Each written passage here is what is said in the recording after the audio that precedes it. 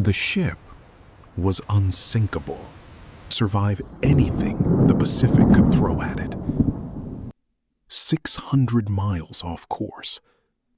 But when rescuers finally climbed aboard, they found an absolute ghost.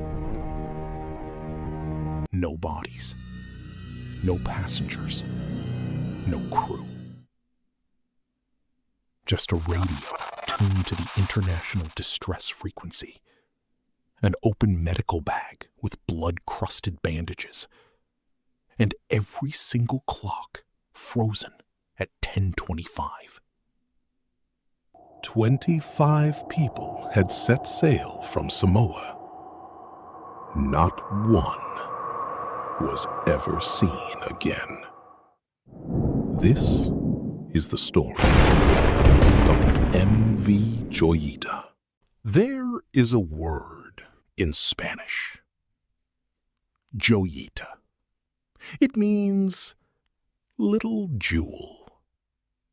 In 1931, a Hollywood director named Roland West commissioned a yacht. He wanted something beautiful, something worthy of the woman he loved. Her name was Jewel Carmen. He named the vessel after her, Joyita. She was a luxury vessel in every sense. And then the war came. In October 1941, the United States Navy requisitioned the Joyita. They stripped her of her luxury fittings, mounted .50 caliber machine guns on her deck, installed radar, painted her gray. She ran aground in 1943, was repaired, served until the war ended in 1945. The Navy had no more use for a wooden patrol boat. They transferred her to the Department of the Interior. She passed through several hands, each owner converting her further, from luxury to labor. By 1952, the Joyita belonged to an anthropologist, Dr. Catherine Luola of the University of Hawaii. She had no interest in captaining the vessel herself. Instead, she chartered it to a man named Thomas Henry Miller. Everyone called him Dusty. Captain Dusty Miller was British-born, 41 years old, a seasoned seaman who had spent years working the South Pacific trade routes. He lived aboard the Joyita. He was also known as something else: reckless. Former crew members later described him as negligent and dismissive. He cut corners. He sailed with faulty equipment. He pushed the ship beyond what was safe. And he was deeply in debt. The Joyita herself was not in her prime. The years had been hard on her. Corroded pipes, a radio that functioned but had an effective range of roughly 2 miles, barely enough to reach the horizon, let alone summon help in the vastness of the Pacific. The MV Joyita prepared to leave Apia harbor in Samoa. The destination was the Tokelau Islands. 3 small atolls, Atafu, Nukunonu, Whakaofo, scattered across 270 nautical miles of open ocean. A journey that should take no more than 48 hours under normal conditions. It was a routine supply run. Nothing unusual, nothing remarkable.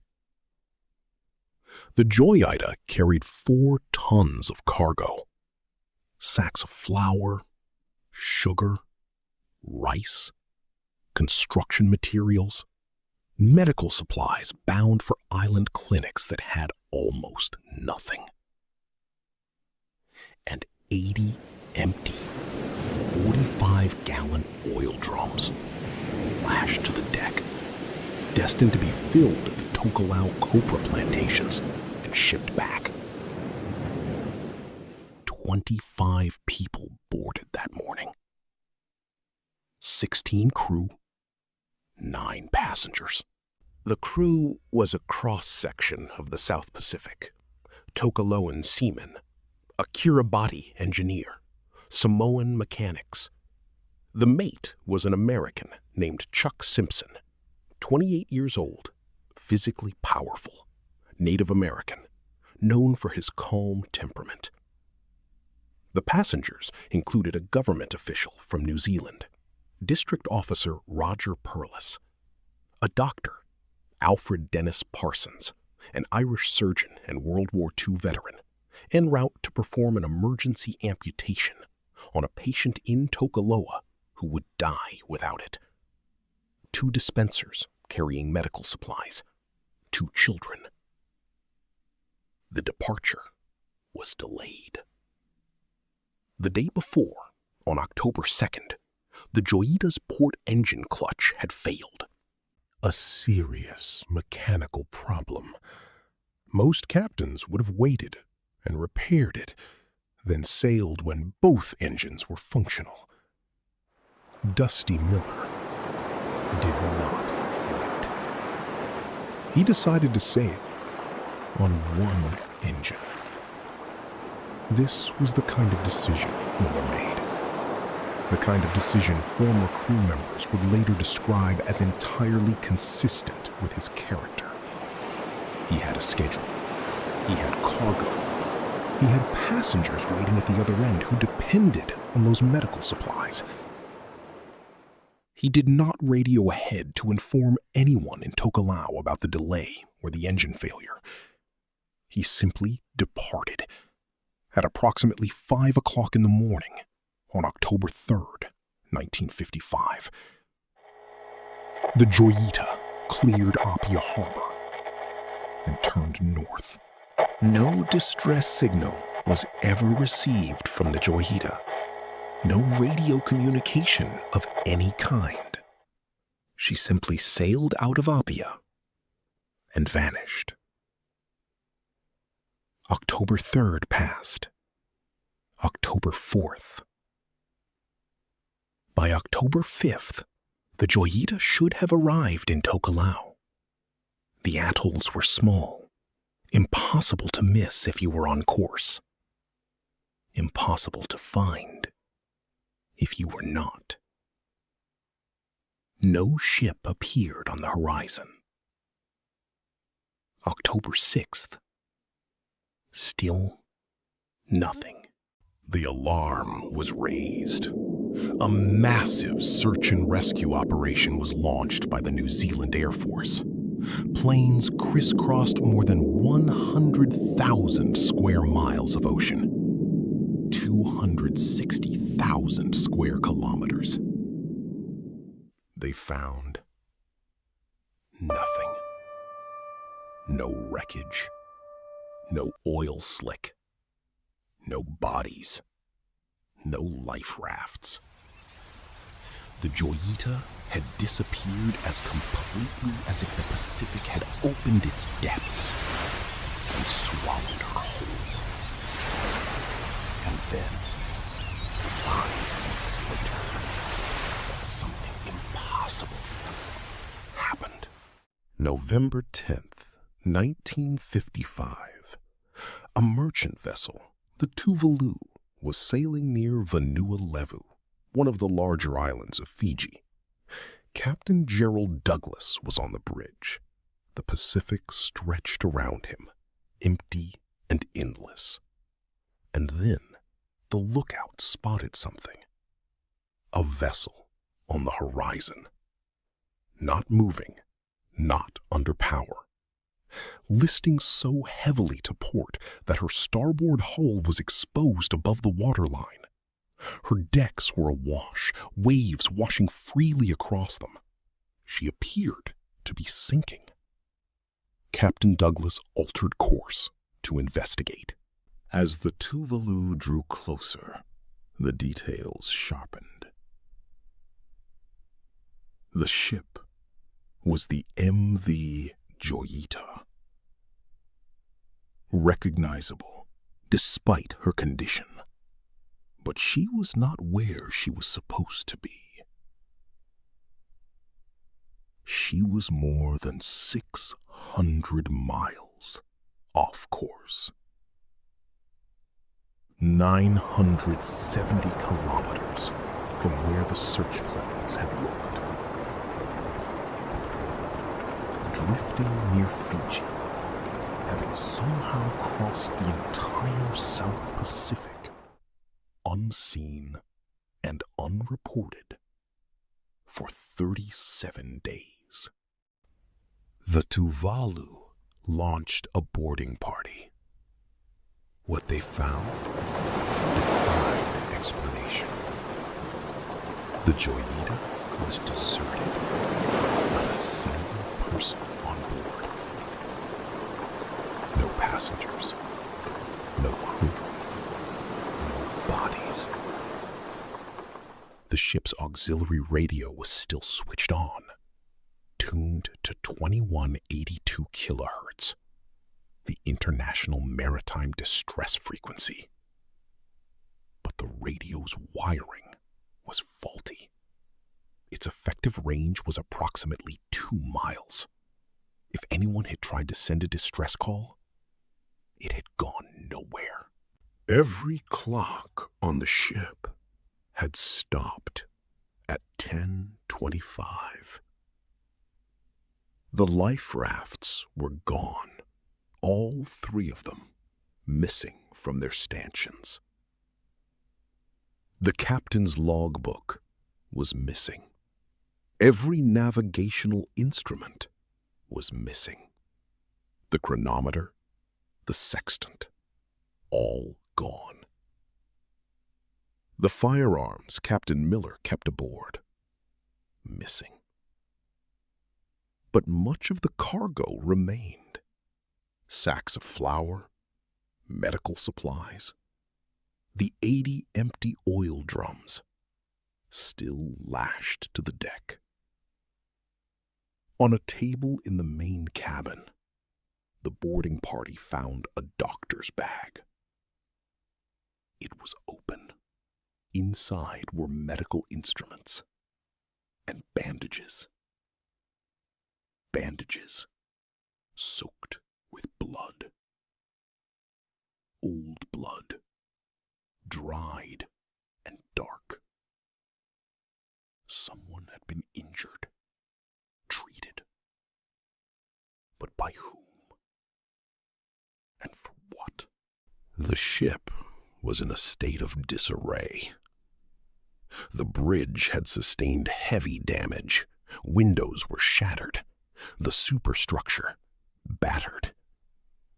Mattresses had been dragged from the bunks and stacked against the starboard engine, as if someone had tried to shield themselves from flying glass or debris. A makeshift canvas awning had been rigged over part of the deck, a desperate attempt at shelter. Fuel levels indicated the Joyita had traveled approximately 391 kilometers before her systems went down. The engines were dead. The power was completely cut. But the most disturbing discovery was below deck. The engine room was flooded. Water had risen past the floorboards. The bilge pumps, the ship's only defense against flooding, had been partially disassembled, blocked, rendered useless. And yet, despite all this, the flooding, the damage, the 37 days adrift, the Joyita had not sunk. The cork lining of her hull, the empty oil drums on deck, the design that made her, according to Captain Miller himself, virtually unsinkable. It had all held the ship had survived. The people had not. When the boarding party brought portable pumps aboard and cleared the water, the Joyita slowly righted herself. Within hours, she floated on an even keel, as if nothing had ever been wrong. She was towed to port in Suva, Fiji. The question that followed would haunt maritime investigators for decades. What had made 25 people abandon a ship? In February 1956, a formal maritime inquiry convened in Apia, Samoa. The investigators faced a puzzle of contradictions. A ship found abandoned, but still afloat. Life rafts missing, suggesting an evacuation, but no distress signal successfully transmitted. No bodies ever found. No wreckage from the rafts. Nothing. The inquiry began with the mechanical facts. The Joyita had been in poor repair. This was undisputed. The investigation uncovered that a corroded pipe in the engine cooling system had failed. Seawater had been pouring steadily into the bilges, likely for hours before anyone noticed. The leak probably began sometime after dark on the second night of the voyage. October 4th, 1955. The bilge pumps, the ship's defense against exactly this kind of failure, were blocked, clogged with debris. The crew had apparently attempted to disassemble and clean them, but by then, the water was already rising faster than they could remove it. With one engine already dead and the other struggling against the flooding, the Joyita began to list, slowly at first, then severely. The barnacles found above the normal waterline on the hull told the investigators something else. The ship had been listing at that angle for a significant period. Physics had kept her afloat when engineering had failed. But the inquiry could not answer the central question. Why did everyone leave? The Joyita was unsinkable. Captain Miller knew this. He had said it himself repeatedly to colleagues and crew. He would never abandon the vessel while it still floated. And yet, the life rafts were gone. The inquiry could only conclude the obvious. At some point, all 25 people had evacuated the Joyita and taken to the life rafts. Why they did this, what convinced them that a sinking ship was safer than a floating one, was deemed, in the formal language of the final report, inexplicable. The fate of the passengers and crew was declared unknown. The case was never closed. It was simply abandoned. The official inquiry ended in 1956. But the speculation never did. Theory 1. The rogue wave. A rogue wave could explain the shattered windows, the damaged bridge, and the violent impact. But it does not explain the biggest mystery. Why would 25 people abandon a ship that was still floating? Theory 2. The captain. Research into Captain Dusty Miller revealed debt, pressure, and growing tension on board. One reconstruction suggests flooding, an argument, panic, and a fatal decision to launch the life rafts. Possible? Yes. Proven? No. Theory 3. External forces. Rumors blamed Japanese holdouts, Soviet submarines, even pirates. But investigators found no evidence. No bullet holes, no bodies, no stolen cargo, no captured ship. The theory survives mostly because the case itself is so empty. Theory 4. Something on board. The darkest theory is the simplest. What if the danger was not outside the Joyita, but inside it? There is no evidence, no witnesses, no proof.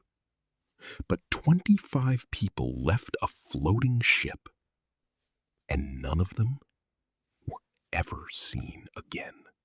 That is why the Joyita still haunts people. Every theory explains part of the story. None of them explains all of it. They were never just a mystery. They were 25 people. Captain Thomas Dusty Miller, First Mate Chuck Simpson, Dr. Andy Parsons, a surgeon traveling to a remote island where someone desperately needed an operation. There were government officials, medical workers carrying vital supplies, cargo handlers, and 11 Tokelauan crewmen, men who knew these waters better than almost anyone. And among them, 2 children. History barely remembers their names. Most records simply call them passengers. 25 people left Apia expecting an ordinary voyage. None of them were ever seen again. The mystery didn't end with the investigation. Remarkably, the Joyita returned to service in 1956 under a new owner. Just 2 months later, she ran aground on Horseshoe Reef off the coast of Fiji. Everyone escaped. The ship did not. Stripped for parts and slowly reclaimed by the sea, the Joyita disappeared forever. But for the families, the mystery never ended. Nearly 70 years later, they are still asking the same question. What happened aboard the Joyita? The Pacific has never answered. A place where ships can disappear and the truth can vanish with them. The 25 people aboard never returned. And after all this time, no one knows why. We only know that somewhere in the South Pacific, in the autumn of 1955, 25 human beings made a decision that cost them everything. And the reasoning behind that decision went with them into the deep. The Joyita sailed from Apia on the morning of October 3rd, 1955. She was found on November 10th. The 37 days between contain a story that has never been told, because every person who could tell it vanished. The sea returned none of them.